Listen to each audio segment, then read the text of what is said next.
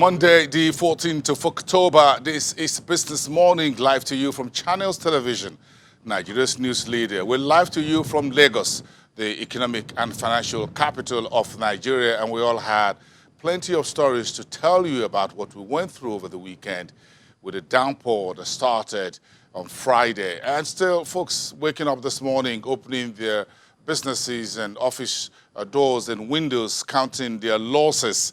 The city was overwhelmed with the rainfall over the weekend, causing untold hardship and costs to businesses, homeowners, and transporters. Lagos State Governor Babajide Sanwo-Olu at the weekend held meetings with 8 key contractors and State Works Department, saying he's asking everyone to get down to work right away. 116 inner roads and streets across the city is now due for repair, according to the governor. The Lagos State Governor on Thursday spoke on the state of Lagos roads and transportation, which is now declared a state of emergency.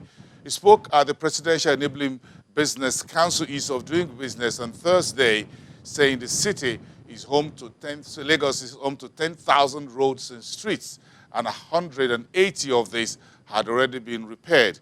According to to the governor, it says 116 additional roads were due for repair this month, just about 2 weeks before the end of the month. It says more repairs will, however, be done after the October rainfall subsides. It says Lagosians should be ready for some vehicular snarl once the massive repair of Lagos roads gets underway. Also, the governor spoke about water transportation on Friday morning when the Uber water transportation system was launched in Lagos. He took a ride in that, and that was well displayed on the news. Meantime, Babajide Sanwo-Olu says the underground rail system in Lagos is impossible. It says the city's underwater table and construction of massive boreholes across the state makes it impossible to do underground rail as you may have in London and elsewhere in the world. So we need to throw that in the trash can. Meantime, he spoke also about the rail system, which is expected to go all the way down to Badagry. He says that rail system has been delayed. It's been in the works for 11 years. And he says principally because the funding is done by Lagos State alone. That's some of the stories bringing everyone to speed as you count your costs this morning, the morning after the weekend downpour in the city of Lagos. We expect some downpour on economic data starting from today. That was the initial plan. But now sources saying that the September CPI and inflation data for Nigeria, which the Statistics Office is expected to release today, may be postponed until tomorrow. We have no confirmation of that yet, but we're still keeping an eye on the National Bureau of Statistics to release September consumer price inflation and consumer price index and inflation data. Also on tap today, which is the heaviest, is the petrol, diesel, and transport watch data for the month of September. All these backward-looking data are expected to come in today. It was also heavy over the weekend from mid-last week from the Statistics Office when it comes to the state of doing business in the banking industry. All of that already making headlines. We're expecting more in the current week. Where are we as far as the new 30,000 minimum wage is concerned? Labour and the government is still paring down their disagreements.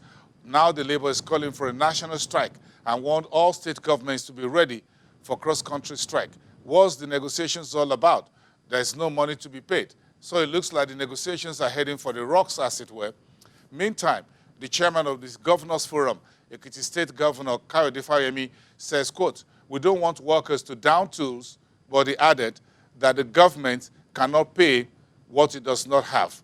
So that is just the big story this morning, as everyone is looking at what is the way forward for the minimum wage that has been agreed, then disagreed, then agreed, then disagreed, principally because the government is looking for the money. 30,000. Some state governments say they will start paying the 30,000 naira, but others are yet to give a word.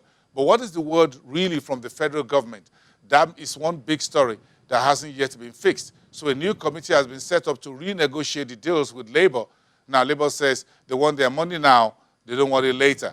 So what does it all mean? Part of the conversations we'll touch on today. But of course, the big story over the weekend was that Nigeria has now found crude oil at least an oil find, according to NNPC report, at the Gongola Basin. That's moving Nigeria's oil prospects and all of that up north to the middle belt of the country. Now, that is one big story that we're also following on for you. We also have what are the facts apart from fictions when it comes to remittances. Remittances from diaspora into Nigeria is said to be about $26 billion. But how does this money go? Into whose pocket does this money flow into?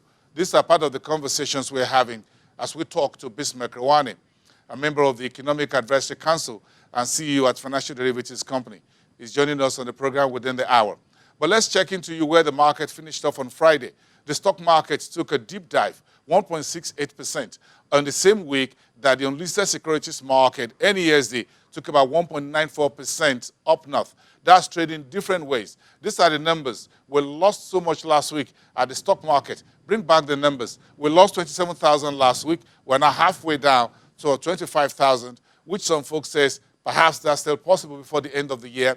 We lost our 13 trillion naira market in the week we just finished. That's quite significant. But if you look at the number of volume, yes, that is a bit consistent from the way we are always trading 1.5 billion naira, billion shares, 31.9 billion naira, 13,616 transactions.